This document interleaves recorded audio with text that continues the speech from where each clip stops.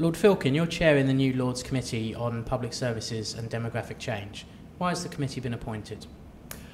Well, most people watching this are probably going to live at least 10 years longer than would have been expected when they were born.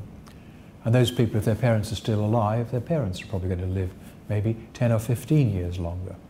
And in broad terms, that's marvellous, particularly if you can live longer with a healthier life. But Britain's going to be profoundly different relatively soon as a consequence of very many people living longer.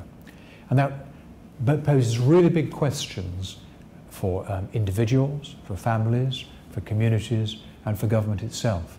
And for the first time, I think ever, this committee will be looking at that issue in the round from the point of view of the citizen, communities, and the state, and asking some very big questions about what's this mean, about what the state should do, and individuals need to do, and how we reshape services better to respond. What are some of the major challenges for public services that demographic change could produce? Well, the main demographic change we'll look at is the one I touched on, the fact that we're getting older. There are other demographic changes as well, but the one that has the really big impact is this sudden, relatively sudden, massive increase in life expectancy. And the big driver on that is, as you would well guess, if people retire at 65 and only live for about 5 years, which was probably the maximum average when the welfare state started, that's a very different picture than if they live 25 or 30 years after retirement. So you can straight away see that the cost of having income support from themselves or from somewhere else will be very different. That bit's been looked at by Lord Turner in part, although we haven't got all the answers to that yet. But over and above that, clearly if people do eventually get ill and require a lot more health care and a lot more social care, then the cost of that are very significantly greater. So more people being more frail, requiring more health and social care, again, have very great demands on the system. And that shouldn't be to problematise it and just say this is all dreadful, because there are fantastic benefits to our society of us hopefully living longer. But we also have to face up to the requirement to rethink our systems and our services and our funding models in the round. There have been numerous reports that have touched on this in the past. You mentioned one, there's also the One List report on health and the Dilnot report on social care. What can your committee bring to the debate that those inquiries couldn't? I suppose three things. First, messages to individuals, to try to get across to individuals. Don't expect the state's going to sort all of this out.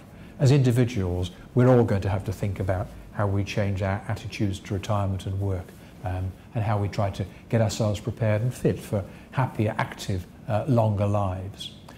Secondly, there will be a requirement for debate about what are the priorities in the future. If you can't do it all, if we won't pay for it all to be done, then how do we make these big choices? And I hope we will not answer those choices because that's for politicians and society, but we should put some of those things really clearly to people. If you want to have a lot of social care paid for, then that probably means that you can't do other things. And last, and probably massively important, for many of us, the way in which the state does currently act just is not good enough. In other words, we spend an enormous amount of money, very ineffectively, on how people who have got care needs are moved between the NHS, for example, and local authorities, backwards and forwards, or into hospital and out of it. The system is performing very poorly indeed.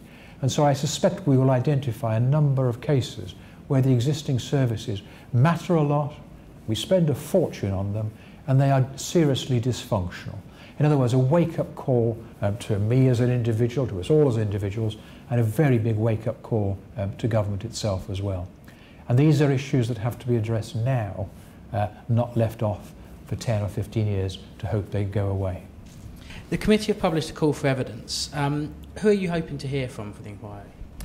A very broad range of people, because the questions we're asking are very broad. In a sense, we would want evidence both about some of the demographics, what can we expect about healthy life expectancy? Is that secure or not? Will that increase or not? Clearly, questions about public finances and cost. What are the big choices about how we might reshape our welfare state. Questions about what government should do, questions about what we as individuals might start to have to think about doing, and questions, I think, about how government itself reshapes its services and works with citizens to get a clear expectation about what the state will do and won't do, and what the individual might need to do in the future. So you can see there's a very broad range of people who we'll be looking for. And our evidence, in a sense, will be partially targeted to those different audiences. So we will be looking for evidence from a range of people and organisations, including direct citizens who've got a view that, you know, they've had an experience about how the current system either works well or doesn't work well, that they think we should be aware of when we're looking at this issue. Finally, what's the timescale for the inquiry? When does evidence need to be in, and when are the committee likely to report? Yeah. Our call for evidence is out now. We want lots of people to respond to that, to choose the areas where they're interested and when they're expert, because it's a broad sweep. We don't want everybody to apply to everything unless they seriously want to. And then we have about 6 weeks for them to respond to, a bit longer than normal over the summer, because we'll all be taking a bit of a holiday. So by about the 24th of August, we hope we'll have got all the evidence in.